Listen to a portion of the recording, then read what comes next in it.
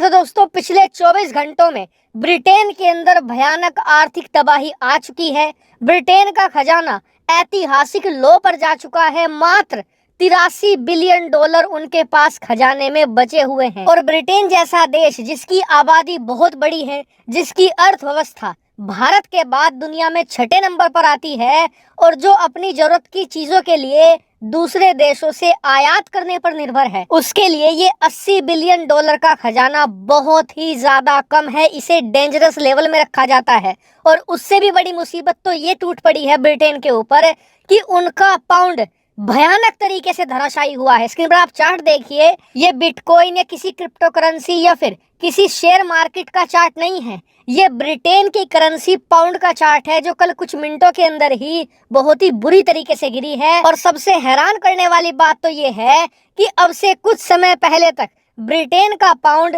Dollar के मुकाबले बहुत मजबूत था। अगर आपको 1 पाउंड खरीदना है ना, तो पहले आपको $1.5 देने पड़ते थे। आज की तारीख में स्थिति ये है कि 1 पाउंड आपको लगभग $1 में ही मिल जाएगा। और कहा यह जा रहा है कि आने वाले कुछ हफ्तों के अंदर ये डॉलर से भी ज्यादा कमजोर हो जाएगा। और यही ब्रिटेन की सरकार की सबसे बड़ी मुसीबत है, क्योंकि इनका पाउंड गिरने की वजह से अब इनके देश में इंपोर्ट करना और ज्यादा महंगा हो जाएगा। ब्रिटेन के अंदर आने वाले कुछ महीनों में आप देखेंगे कि महंगाई इतिहास के सारे रिकॉर्ड तोड़ देगी।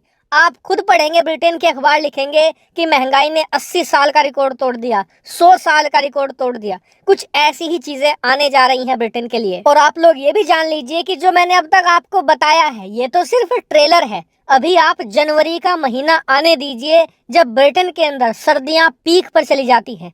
उस समय ब्रिटेन को ज्यादा गैस और तेल की जरूरत पड़ेगी। ऐसे में इन्हें और ज्यादा कच्चा तेल और गैस खरीदनी पड़ेगी और इसके लिए इन्हें अपना खजाना और खाली करना पड़ेगा। और जैसे खजाना गिरता चला जाएगा, वैसे वैसे इनका पाउंड और ज्यादा धराशायी होता चला जाएगा।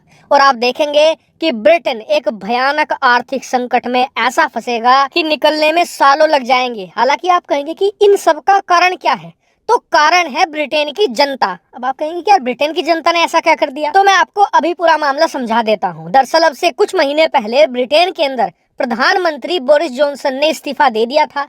तब से नए प्रधानमंत्री को चुनने का यहाँ पर काम शुरू हो गया था।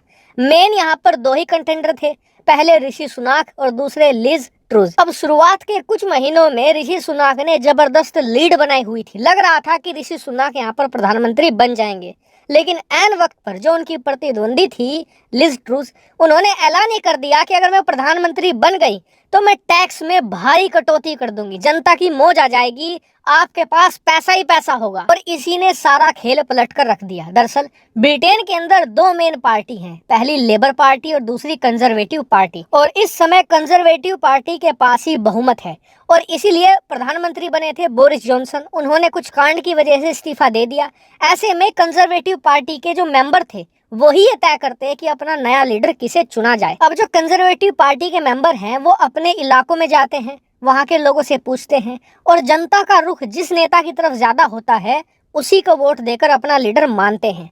अब जैसे ही लिज ट्रूज ने ये कहा कि जी मैं टैक्स में भारी कटौती कर दूंगी, जनता की मौज आ जाएगी, तो जनता ने कहा सभी अपने प्रतिनिधियों को कि लिज ट्रूज का साथ दो, हमें टैक्स में कटौती चाहिए। ऐसा ही हुआ, लिज ट्रूज यहाँ पर भारी मतों से जीत गई। ऋषि सुनाक प्रधानमंत्री पद का इलेक्शन हार गए। अब जैसे ही लिज ट्रूज प्रधानमंत्री बनी तो उन्हें पता था कि उनके पास मात्र 1 साल का बहुमत है, क्योंकि उसके बाद जनरल इलेक्शन होंगे और तब उन्हें अगर जीतना है तो अपने वादों को पूरा करना होगा। अब वादा उन्होंने जो किया था कि टैक्स कटौती करेंगी, उसका उन्होंने परसों ऐलान कर दिया कि जी ब्रिटेन की सरकार भारी टैक्स कटौती करने जा रही है। सवाल ये पूछा गया कि अगर ब्रिटेन की जनता टैक्स नहीं देगी तो टैक्स देगा कौन, क्योंकि बजट को तो बैलेंस करना है।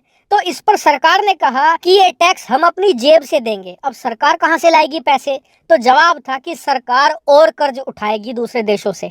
और इसी वजह से ब्रिटेन का जो कर्ज है वो पूरी दुनिया में तीसरे नंबर पर जा चुका है। स्क्रीन पर आप देखिए, पहले नंबर पर है अमेरिका 30 ट्रिलियन, लेकिन आप जानिए इनकी अर्थव्यवस्था 23 ट्रिलियन है।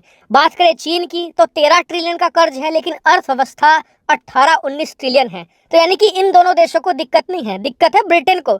ब्रिटेन की अर्थव्यवस्था मात्र 3 ट्रिलियन है, जबकि इनका विदेशी कर्ज ही 9 ट्रिलियन हो चुका है, यानी कि जीडीपी से 3 गुना कर्ज चढ़ चुका है इन पर।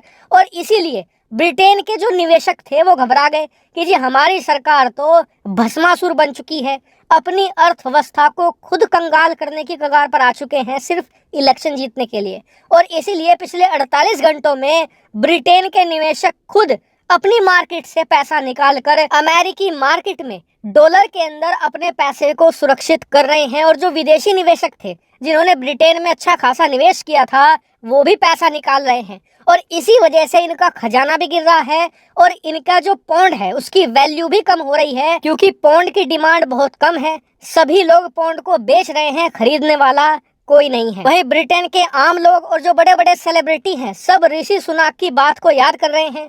उसी समय ऋषि सुनाक ने कहा था कि लिज ट्रूस कह तो रही हैं टैक्स में कटौती कर देंगे, लेकिन ये इनका वादा एक फेरी टेल है, मतलब परियों की कथाओं जैसा है। अगर ये सच में कर दिखाया तो ब्रिटेन की अर्थव्यवस्था तबाह हो जाएगी। जो पौंड है वो डॉलर के मुकाबले ऐसे गिरेगा जैसे पहाड़ से नीचे पत्थर फेंक दिया हो, मतलब बिल्कुल फ्री फॉल। और ऋषि सुनाक की वो चेतावनी आज लोग याद कर रहे हैं। और ब्रिटेन के जो लोग खुश हो रहे थे अब से 2 दिन पहले कि टैक्स में कटौती हो गई, पैसा आएगा, मौज आएगी, अब वो भी रो रहे हैं, क्योंकि उन्हें पता है कि ये टैक्स कटौती कुछ महीने तक ही होगी। उसके बाद वो जो टैक्स पहले देते थे उससे 3-4 गुना ज्यादा टैक्स और देना पड़ेगा, यानी कि लेने के देने पड़ जाएंगे। वही ब्रिटेन की नई सरकार जो इलेक्शन जीतने के लिए सब कुछ कर रही थी, उनकी बुरी गत हो चुकी है। स्क्रीन पर आप देखिए, अगर आज इलेक्शन होते हैं ब्रिटेन में तो ब्रिटेन की जो विपक्षी पार्टी है लेबर पार्टी, वो थम्पिंग मेजोरिटी के साथ सत्ता में आएगी। लगभग 2/3 बहुमत उन्हें मिलेगा। और इससे आप समझ सकते हैं कि जनता का गुस्सा सरकार के खिलाफ कितना ज्यादा बड़ा है। और इसीलिए कंजर्वेटिव पार्टी खुद कह रही है कि काश ऋषि सुनाक को हमने यहाँ पर वोट देकर प्रधानमंत्री बना लिया होता तो ये बुरे दिन ना देखने पड़ते। हालांकि ऐसे ही जबरदस्त एनालिसिस और खबरों के लिए आप प्लीज चैनल को सब्सक्राइब जरूर कीजिएगा। फिलहाल इस वीडियो में इतना ही। Thank you very much for watching video.